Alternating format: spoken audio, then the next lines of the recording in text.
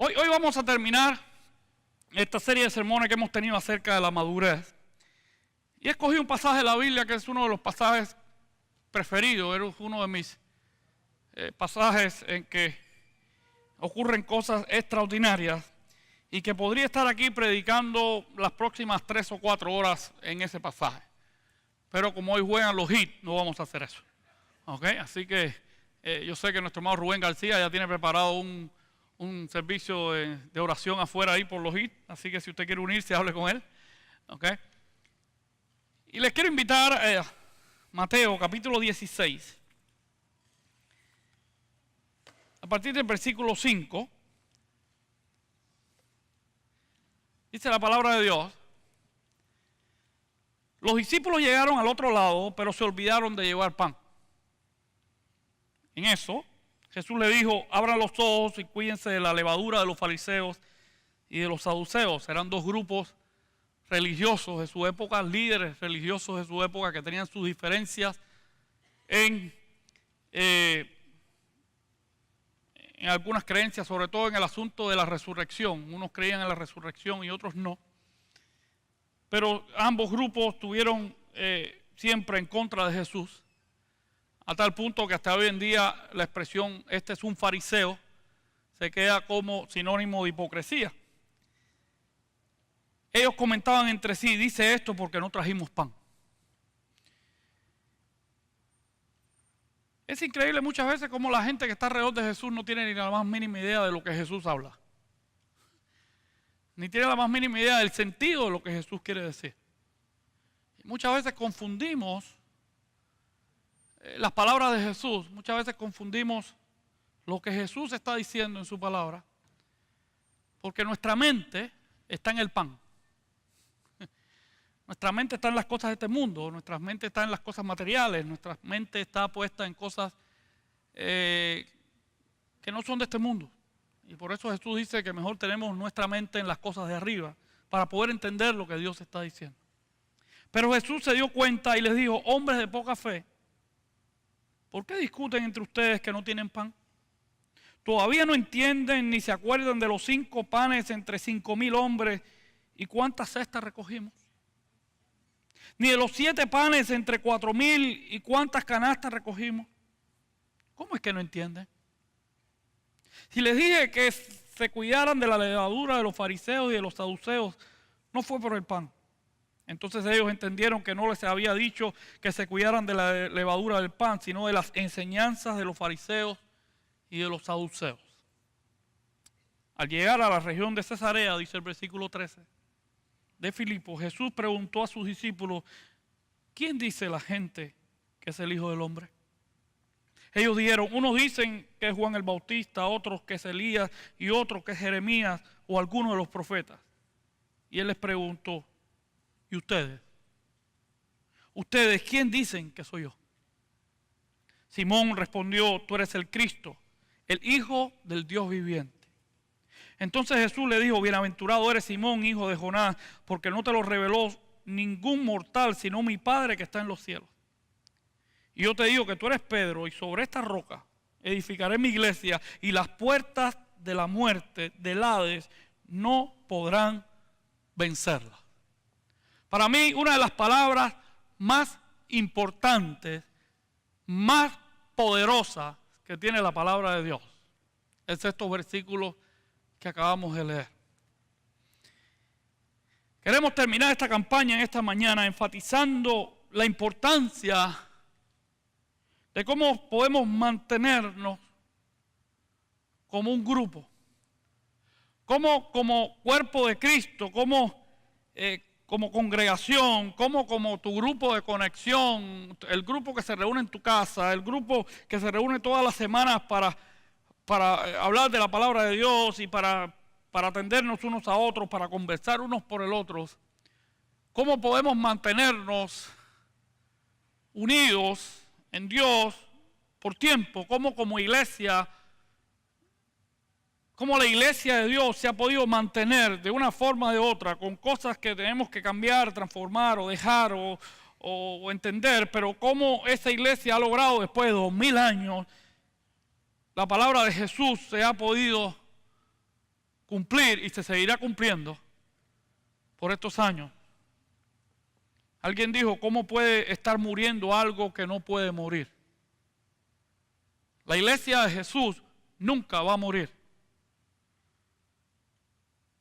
En estos momentos, en países donde está perseguida la iglesia de Cristo, países como la China, algunos de los cálculos revierte que hay más de 100 millones de cristianos en la China.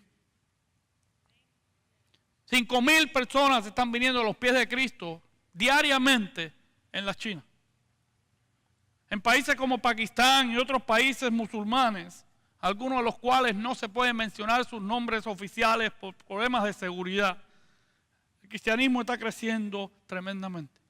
A pesar de que son asesinados, a pesar de que son perseguidos, a pesar de todas esas cosas, la iglesia de Cristo Jesús, la verdadera iglesia de Jesús, nunca va a morir.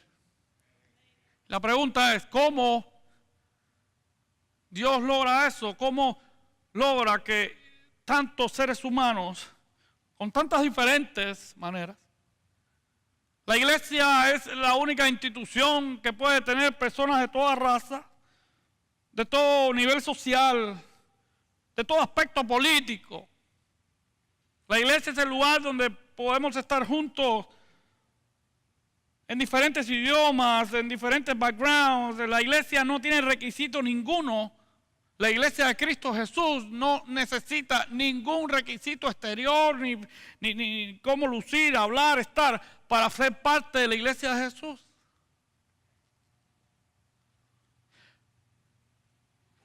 ¿Qué nos une o qué nos mantiene unidos? Entusiasmados por lo que Dios está haciendo. Los discípulos están con Jesús, a alguien se le olvidó traer la merienda, el lunch, el pan, lo que sea. No sabemos quién era el encargado del grupo de comprar eso, pero se le olvidó. Imagínense ustedes, un grupo formado únicamente por hombres, así que el desastre organizativo debe haber sido tremendo. No, porque si hubiera habido alguna mujer en el grupo, estoy seguro que hubieran venido los manteles, los vasos, los platicos, las servilletas, hubiera estado todas las cosas puestas, la mesa, todo hubiera estado ahí perfectamente. Pero como todos eran hombres, imagínense, no, yo pensé que era Pedro el que lo traía, no, yo pensé que era Juan, no, yo pensé que era Santiago, no, oye, Judas y la comida. Nadie trajo comida. Pero estaban tan perdidos como Adán el día de las madres, es una cosa, como siempre. Cuando Jesús habla, cuando Jesús advierte, tenemos que tener mucho cuidado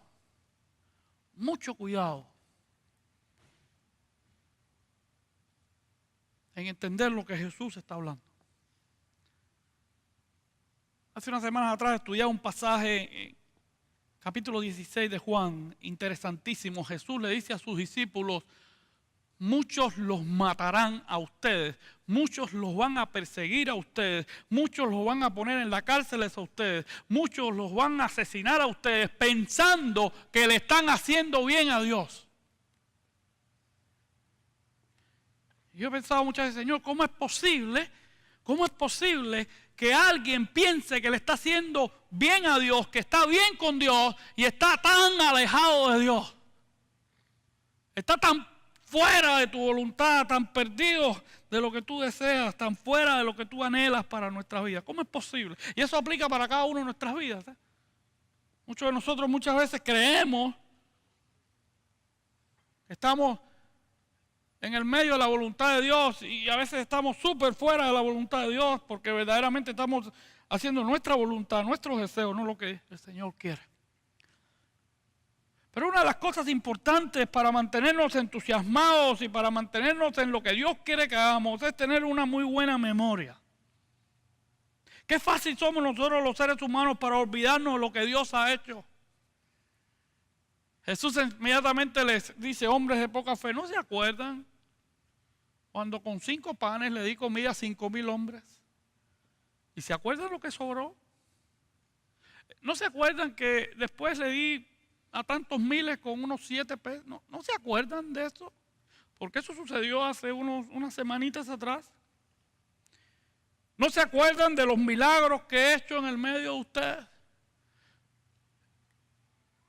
Usted quiere mantenerse entusiasmado en lo que Dios está haciendo. No olvide lo que Dios ya ha hecho. El Señor le escribe a la iglesia en el capítulo 6, 7 de Apocalipsis y le dice: tengo algo contra ti, que has olvidado tu primer amor. No hay nada peor que una mala memoria.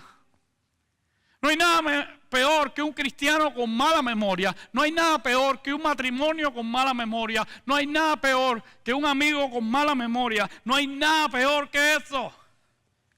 Y una de las cosas que el enemigo siempre trata de hacer es tratar de ponerte enfrente cosas que te hagan olvidar las cosas preciosas que Dios ha hecho. Porque si Dios las hizo, las va a volver a hacer.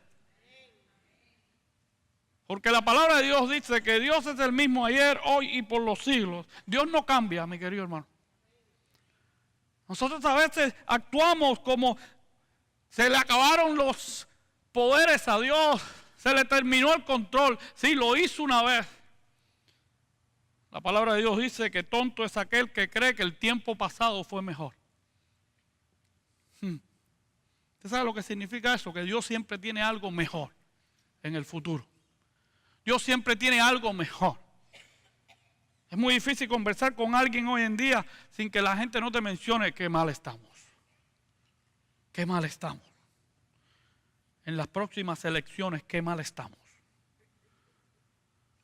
Si votamos por uno, si votamos por el otro, Como diría un amigo que conocemos, peor todavía.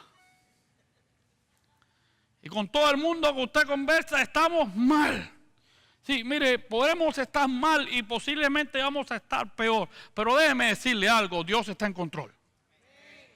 Sí. El Rey de Reyes que yo conozco nunca ha ido ni a primarias ni a elecciones. Él las gana todas. Y podrá haber el presidente que sea o vendrá quien sea, pero Cristo sigue siendo Rey. No nos olvidemos nunca de lo que Dios ha hecho. No nos olvidemos nunca del poder de Dios. No nos olvidemos nunca que Él sigue siendo Rey de Reyes. No nos olvidemos nunca. Jesús se vira para sus discípulos y dice: wow, ¿y a ustedes se les olvidó lo que hicimos?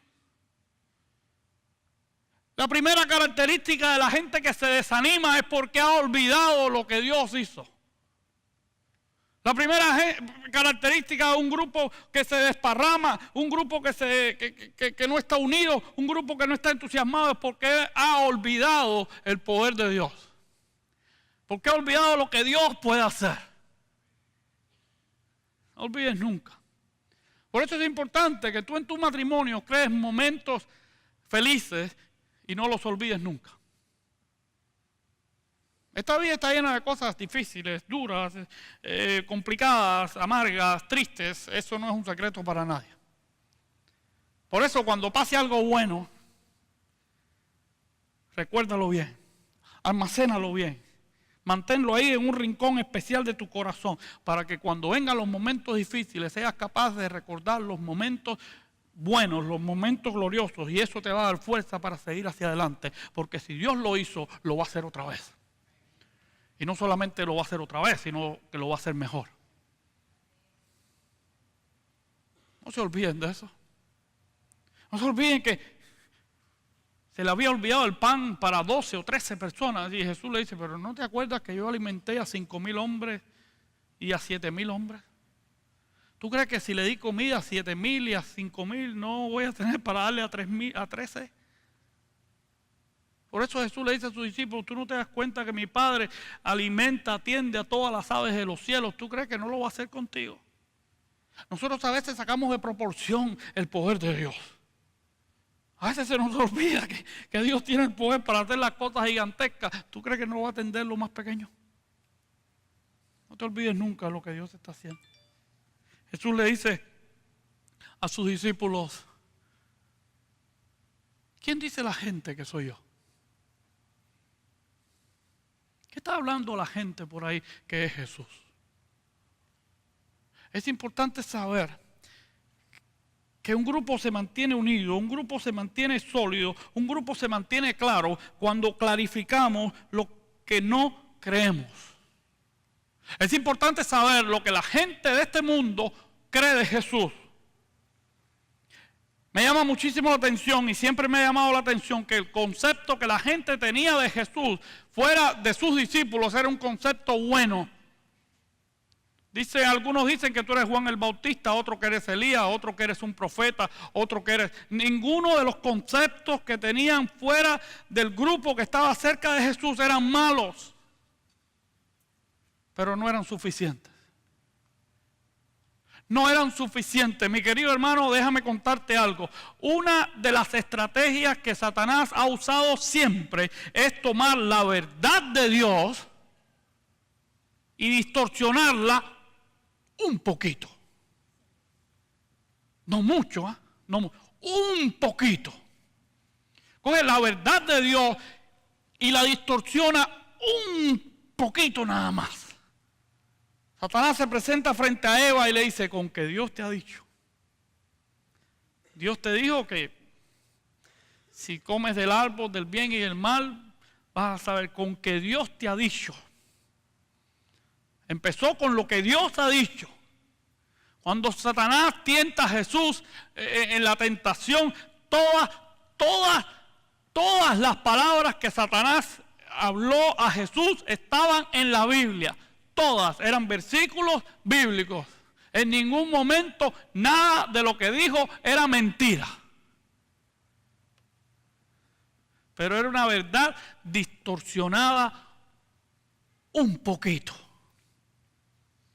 Vivimos en una sociedad donde poquito a poquito estamos distorsionando la verdad de Dios. ¿Qué dice la gente de Dios? ¿Qué dice la gente de Jesús? Es poquito a poquito. Empezamos por que hay que aceptar la diferencia, porque todos somos diferentes. Sí, eso es una verdad, y es una verdad de Dios. El problema es que detrás de esa diferencia está la aprobación del pecado. Esa es la estrategia de Satanás. Pero le empieza a meter en la cabeza a la gente que tenemos que aceptar la diferencia. Y dentro de ese paquete viene el pecado. Tienes que aceptar a los que son diferentes que tú, en el sentido de moral, de comportamiento, de temor de Dios. Y por ahí vamos. Y por ahí abrimos la ventana, porque es poquito a poquito. ¿Qué problemas hay en que tengas sexo una vez antes del matrimonio? Eso no es, eso son cosas antiguas, físicamente no tiene problema ninguno, es verdad. Pero moralmente, espiritualmente y sobre todo delante de Dios, las consecuencias son tremendas. Pero ¿qué importa que seas un poco, no tan santo, no tiene que ser tan exagerada la cuestión? Y Satanás va distorsionando poquito a poquito la verdad de Dios. Hay mucha gente que tiene muy buen concepto de Jesús. Hay mucha gente que cree que Jesús es muy bueno. Hay mucha gente que cree incluso que Jesús es Dios. Hay mucha gente que tiene un concepto elevadísimo de Jesús. Esa gente se va al infierno. Porque el concepto bueno de Jesús no te salva. El tener un buen concepto acerca de Cristo Jesús no te salva, no te lleva a una relación personal con Dios. Si Jesús no es capaz de coger tu vida y ponerla de cabeza y transformarla y ponerte bajo sus pies, el concepto que tienes de Jesús no sirve. Y no te puede mantener unida a la iglesia de Cristo. Porque si algo debemos tener claro en estos días es lo que no creemos. No creemos que el pecado es bendición, sea la mentira, el adulterio, la pornografía, la homosexualidad, sea lo que sea. No es bendición, no es libertad, es libertinaje. No es estilo de vida, es pecado. No es derechos humanos, es inmoralidad. No lo es. Y con todo el amor y todo el cariño y toda la gracia y toda la misericordia, la iglesia de Jesús tiene que saber lo que no creemos. Y no podemos avergonzarnos de decirlo. Pero viene la pregunta más importante de todas. ¿Y ustedes? ¿Ustedes quién dice que soy yo? La pregunta más importante que jamás se ha hecho, escrito, divulgado en este mundo. No hay una pregunta más importante jamás dicha en este planeta Tierra. No hay otra pregunta más importante que puedas responder en tu mundo. No hay una pregunta más impactante. El simple hecho de contestarle a Jesús, cuando Jesús nos pregunta, ¿y tú quién dices que soy yo? En esa pregunta puedo estar predicando aquí hasta las 8 de la noche. Es una pregunta tan profunda, es una pregunta con tanto peso, es una pregunta con tanta significancia, es tan significativo que depende de cómo la contestes, vas a estar en el infierno o en la gloria para siempre. Fíjate si eso es importante. Es una pregunta que depende de cómo la contestes, va a transformar tu vida en estos próximos años, en este pedazo de tierra, y va a transformar tu vida eterna. Fíjate si es importante. Si algo nos debe unir a la iglesia es la clasificación de lo que sí creemos. En lo que sí estamos de acuerdo. Tristemente muchas veces nosotros los cristianos hacemos más en destacar lo que nos separa que lo que nos une. En ningún momento podemos esperar que todo el mundo piense 100% como nosotros. Si tú crees que Cristo es tu único y suficiente Salvador, si tú crees en Dios Padre, Dios Hijo, Espíritu Santo, si tú crees que el único camino de salvación es Cristo Jesús, contigo puedo ir a donde sea. Podemos ir a donde tú quieras. Podemos ir juntos y hacer lo que sea necesario hacer. Si tú crees que hay que levantar las manos para adorar o no, si tú crees que hay que aplaudir o no, si tú crees que hay que ponerse traje y corbata o no, si tú crees esas cosas, contigo puedo ir a donde sea. Pero si algo nos puede unir, si algo verdaderamente nos mantiene unidos, es el concepto que tenemos de Cristo Jesús. Y ustedes, a Cristo le interesa saber qué crees tú de Él. ¿Quién es Jesús para ti?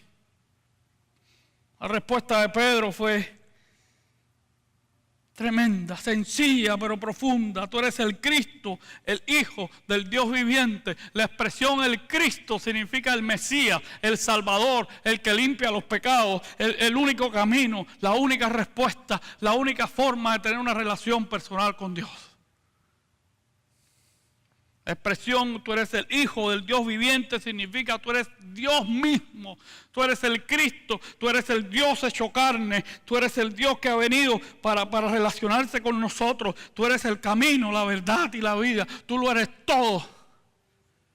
Significa, sin Cristo, fuera de Cristo no necesito absolutamente nada, dice el libro de Colosenses, porque en Él habita la plenitud de la deidad y en Él estamos completos. Fuera de Jesús no necesito a nadie. No necesito un santo, no necesito un guardador, no necesito un trapito debajo de la camisa, no necesito un santo en el closet o un muñeco en el closet, un coco debajo de la palma. No necesito nada. Cristo pagó todos mis pecados. Cristo me libró de todas mis culpas porque no hay condenación para los que están en Cristo.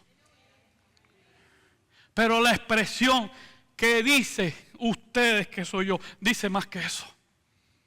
Y mi pregunta hoy en día es, ¿qué está diciendo la iglesia de Jesús?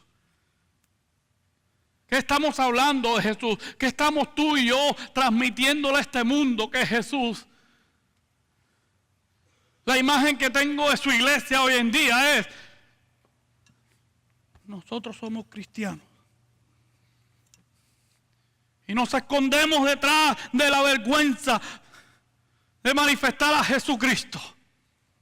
Sí, hay muchos allá afuera que se han hecho millonarios y están robando en nombre falso de Cristo Jesús. Sí, hay muchos que han sido vergüenza y lo seguirán haciendo en nombre del Evangelio, es cierto. Pero no me avergüenzo del Evangelio porque es poder de Dios para salvación. No nos podemos avergonzar de Cristo Jesús. No nos podemos avergonzar en decirle a nuestros políticos y a las personas que están aquí lo que está mal delante de Dios. Está mal hoy y estará mal siempre. Y como nación pagaremos las consecuencias. No podemos dejar de decirlo. Porque tenemos que decir quién es Jesús. Los mensajes de Jesucristo fueron llenos de amor, de misericordia, de gracia, de compasión, de perdón. Pero fueron llenos de firmeza y de seguridad plena. Cuídense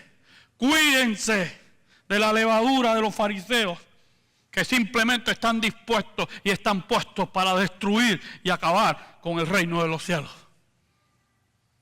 El mensaje de Jesús no fue, no importa, sigan siendo hipócritas. No, la expresión de sepulcros blanqueados quería decir aquellos sepulcros que pintaban de blanco con cala blanca, pero adentro estaban podridos. Jesús no temería ni un solo momento hoy en llamarles a muchos sepulcros blanqueados y fariseos y saduceos. Jesús no tentaría ni un solo momento. Y me da risa como la gente hoy dice que debemos tener cuidado que el Evangelio ofenda.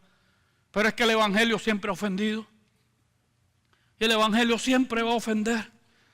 Porque la verdad siempre ofende mientras que no esté torcidita.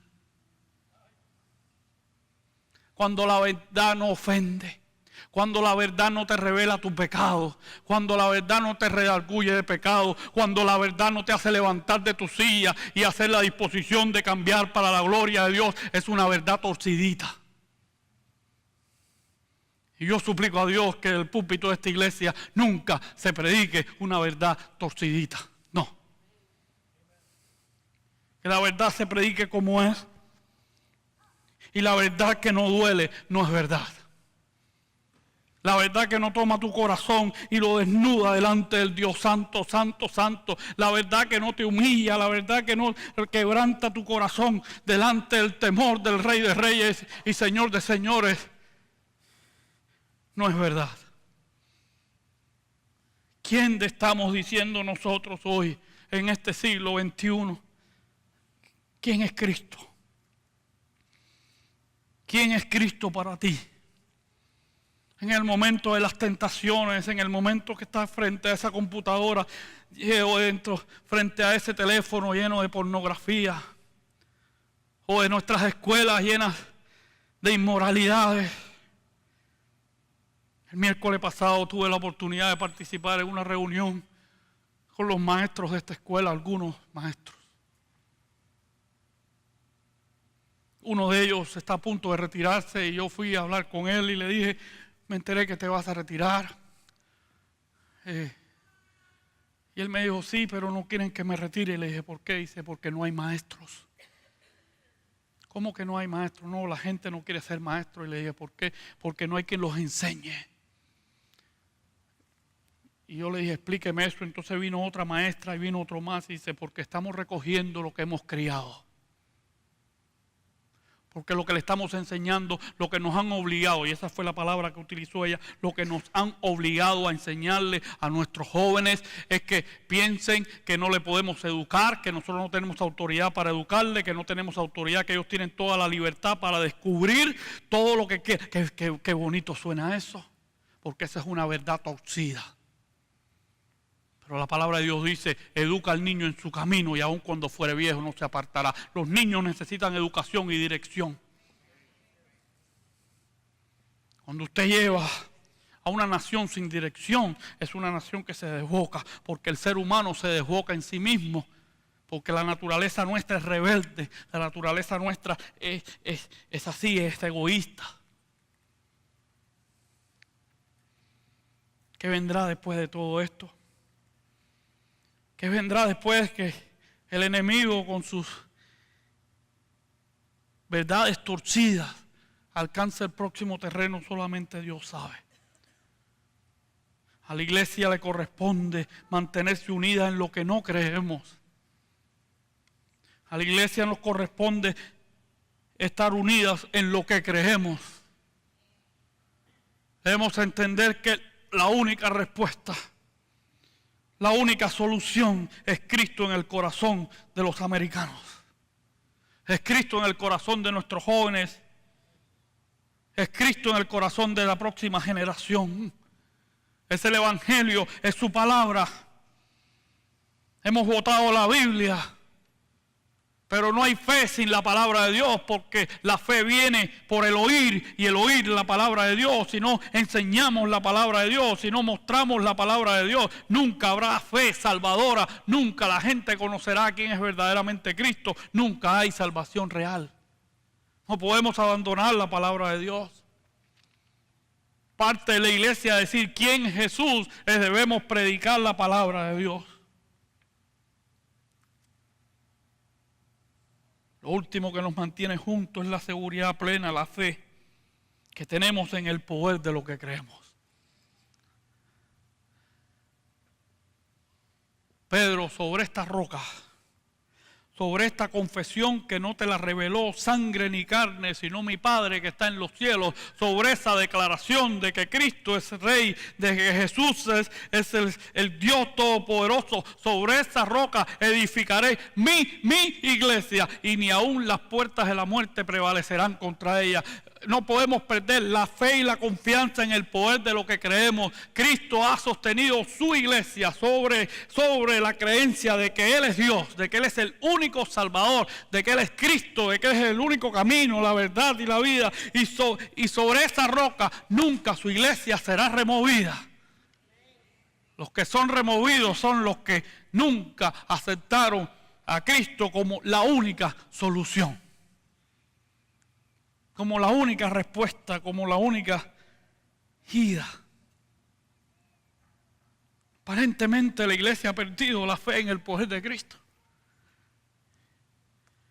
Y a veces la iglesia luce como si Cristo se le fue el poder.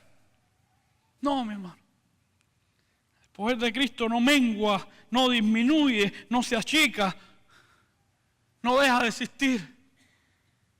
Tú y yo tenemos que levantarnos no con la confianza en el poder tuyo, en el mío, en el poder de una congregación, en el poder de lo que tenemos o poseemos o no tenemos. Tenemos que levantarnos en el poder de Cristo Jesús, con la seguridad plena de que Jesús puede transformar. Vamos a levantarnos en el poder de la oración, de implorar por el nombre de Jesús. Todos los sábados estamos teniendo servicio de oración a las 7 de la mañana en el Community Center. Todos los sábados. A las 7 de la mañana, si usted está interesado, vea a nuestro hermano Yolanda Isaac Cajiga. Porque sin la oración no hay bendición. No deje de orar en su grupo de conexión. No deje de poner bajo los pies preciosos y poderosos de nuestro Padre Celestial, porque su mano no se ha cortado para bendecir. No olvidemos nunca, no dejemos descansar nunca en el poder de Jesús. Sobre esta roca edificaré mi iglesia, y ni aun las puertas de la muerte prevalecerán contra ella. El diablo podrá experimentar todo lo que quiera, podrá planificar todo lo que quiera, pero Cristo no solamente resucitó, no solamente vive para siempre, no solamente está a la diestra de poder de Dios, no solamente hizo eso. ¿Ustedes saben por qué hizo eso? Porque venció la muerte.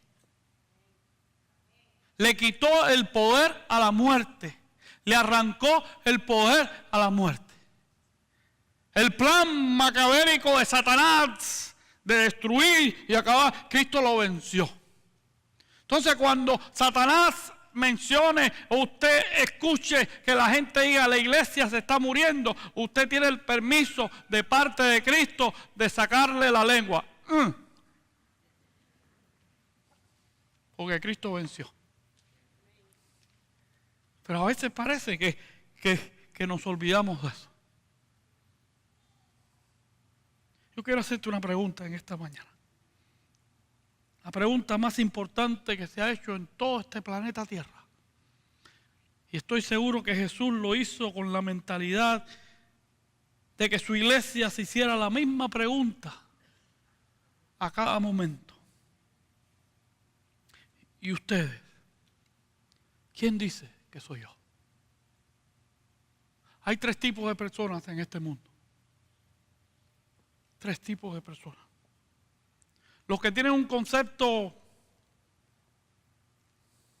o ningún concepto, o tienen un concepto malo de Jesús. La gente que desprecia a Jesús, la gente que no quiere saber nada de Jesús. La gente que odia a Jesús. La gente que no le interesa el nombre de Jesús. La gente que quiere vivir esta vida completamente alejado y fuera de la voluntad de Cristo. Hay otro grupo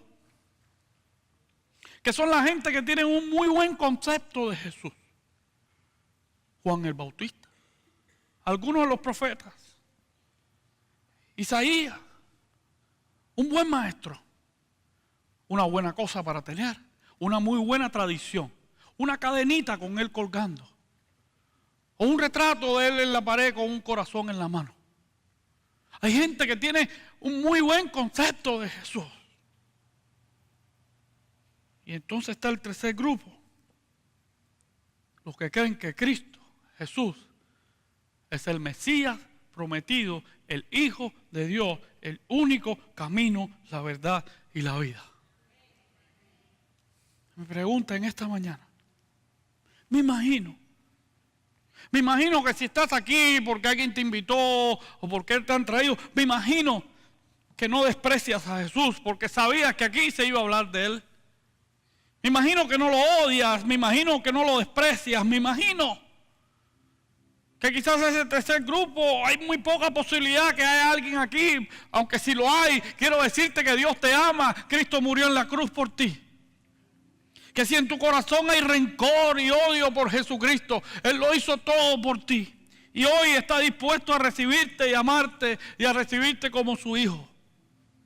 Si tienes rencor contra Jesús en esta mañana, si hay alguna persona en este lugar que quisiera escuchar cualquier otro nombre menos el de Jesús, déjame decirte que Él murió por ti y Él te ama y Él te está buscando. Quiero hablarle del segundo grupo. El grupo que tiene muy buen concepto de Jesús.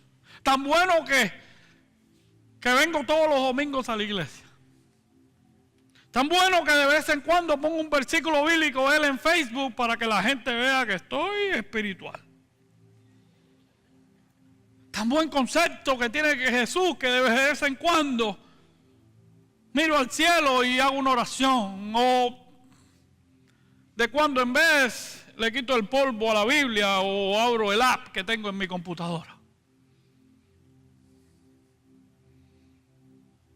El concepto tuyo de Jesús puede ser muy bueno. Pero si quieres mantenerte unido al cuerpo de Cristo, hay un solo concepto que hace eso posible. Hay una sola forma de mantenerte. Es reconociendo tus pecados, reconociendo que necesitas a Cristo como Salvador, reconociendo que Jesús es el único camino, la única forma, y entregando y rindiéndote y humillándote delante de esa cruz. Hay personas que creen que Jesús es muy bueno. Tal punto que quizás no lo negarían si usted le pregunta. Pero lo que dicen de Jesús con su forma de vivir, su forma de hablar, su forma de vestir, lo que dicen por lo que miran en la computadora, por los vicios que tienen, no habla absolutamente nada de Jesús. Jesús te está preguntando en esta mañana, ¿y tú? La pregunta es directa, es personal. Ninguno de los otros 11 discípulos se atrevieron a contestar, pero Pedro, como siempre, el primero fue el que contestó. Ten cuidado con la respuesta, porque a Pedro le costó la vida la respuesta de Jesús. Le costó que lo crucificaran, le costó que a Santiago le costó que lo mataran a espada. A todos los demás murieron sirviendo al que creían que tenía todo el poder. No hay forma de seguir a Jesús sin consecuencias. No hay forma de seguir a Jesús sin sacrificio. No hay forma de seguir a Jesús sin que este mundo que está liderado por Satanás te persigue y te castigue y haga todo lo posible por distorsionar la verdad de Cristo. Jesús te está preguntando en esta mañana, ¿y tú quién dices que soy yo? Un día volverá a hacerte la pregunta cara a cara. Un día, cuando todos estemos en su presencia, volverá a hacer la misma pregunta, pero ya será con una composición diferente. ¿Y tú qué dijiste? ¿Cómo viviste diciendo quién yo era? En ese momento no va a haber tiempo para cambiar la respuesta. En el momento que nos encontremos con Jesús, no vas a poder cambiar la respuesta. El momento de cambiar la respuesta es ahora. Si quieres verdaderamente unirte al cuerpo de Cristo para siempre, la única respuesta es producida por una fe en el corazón de reconocimiento. Qué precioso saber que es una revelación de nuestro Padre Celestial. Bienaventurado eres, Pedro, porque no te lo reveló sangre ni carne, no te lo reveló ningún ser humano, sino es una revelación de Dios. Cuando tú entiendes que Jesucristo es el único camino, cuando tú entiendes que Jesús murió en la cruz, no es porque yo te lo hago entender, no es porque nadie te lo hace entender, es porque Dios te lo hace entender. Es una revelación de Dios. Por eso no podemos convertir a nadie al cristianismo. Por eso no puedo obligarle a decir ahora, a partir de ahora tú eres cristiano. No, nadie tiene ese poder. Solamente Dios. Yo quiero hacerte esta pregunta en esta mañana mientras cantamos. Y al final quiero hablarles al tercer grupo. Al tercer grupo quiero hablarte en esta mañana brevemente. Pero quiero detenerme en esos dos primeros grupos en esta mañana. Alguna persona en esta mañana que desea decir, yo hoy he cambiado mi concepto de Jesús. Yo creo que Jesús es mi único y suficiente Salvador. Yo creo que Jesús sea mi único y suficiente Salvador. ¿Hay alguna persona en esta mañana que quiere tomar esa decisión? Levante su mano en esta mañana y diga, yo quiero recibirle como Señor y Salvador. Yo quiero que me reciba como su hijo. Yo quiero decir que Él es mi único Señor y Salvador en esta mañana. ¿Hay alguna persona en este lugar que hoy desea tomar esta decisión? Está respondiendo a la pregunta más importante que jamás se ha hecho en la historia de la humanidad. ¿Hay alguna persona en este lugar? Levante su mano. Me encantaría orar por usted en esta mañana. Si usted ha hecho esta oración, levante su mano. Me encantaría orar por usted en esta mañana. Me encantaría tener el privilegio de poder orar con usted. ¿Hay alguna persona en este lugar? Si no es así, déjame hablarte al último grupo. Al grupo que confiesa que Jesucristo es el Señor. Al grupo que estamos seguros que Cristo es el único camino, la verdad y la vida, y nadie viene al Padre si no es por Él. El viernes pasado tuve la oportunidad de acompañar a mi hijo menor en su último viaje de graduación de su escuela. Me monté en un bus con 30 otros muchachos y los padres y todas esas cosas desde las 4:30 de la mañana. El bus fue a Orlando, ahí a uno de los parques de Disney. Ellos tenían su... Mi hijo más pequeño es muy sociable. Él anda con todo el mundo y todo el mundo anda con él. Así que fuimos ahí a Island of Adventures, eso es donde están todos los rides esos que yo cada vez que he tratado de ir antes, nunca nos hemos montado porque son demasiado peligrosos. Pero ahí estaba mi hijo y entonces él se fue con el grupo y después se acordó que yo iba. Me dice, ¿tú vienes? Le digo, sí, claro, mi hijo, yo voy. ¿no? Montamos en el Ray ese, que es una torre que sube para arriba, le dicen la torre del terror. Y bien puesto le tienen el nombre. Nunca había montado yo en ese aparato, pero mi hijo iba y yo tenía que ir. Y además estaban todos los amiguitos y amiguitas de la escuela con las mamás en la cola. No podía decir que no. Así que, claro, mijo, yo voy. La cola esa es eterna. Dura una eternidad para llegar ahí y usted no sabe lo que le espera. Cuando íbamos por la mitad, una de las mamás de la niña que estaba se viró y me dice: ¿usted se va a montar? A mí la pregunta me pareció tonta, porque si estoy haciendo la cola es porque me voy a montar. Le dije: claro, no me queda más remedio. Ahí está mi hijo. Y si no me monto, imagínate, estaría en el libro del bochorno para toda la vida. El asunto es que yo no entendía que detrás de la pregunta de la mamá es que antes que usted se monte al aparato ese, hay una puerta donde se bajan los que no se van a montar. Y todas las mamás se fueron. Y me dejaron a mí con todo el grupo en aquel aparato. Simplemente tomé a mi hijo del brazo y le dije: si grito mucho no se te vaya a ocurrir decirle a nadie. Pero me monté. Aquella cosa sube a no sé cuánta velocidad para allá arriba y de pronto te dejan caer que parece que se te va a salir el alma. Pero no podía gritar, estaba mi hijo y todos los demás compañeritos ahí. Tenía que portarme como todo un macho. Lo peor no es eso, lo peor es que cuando lo bajamos de ahí, a mí los pies me temblaban como si fuera papel. Y mi hijo se vira y dice: la próxima vez nos volvemos a montar. ¡Claro, mijo! ¡Claro que sí! ¡Seguro! Déjame decirte algo.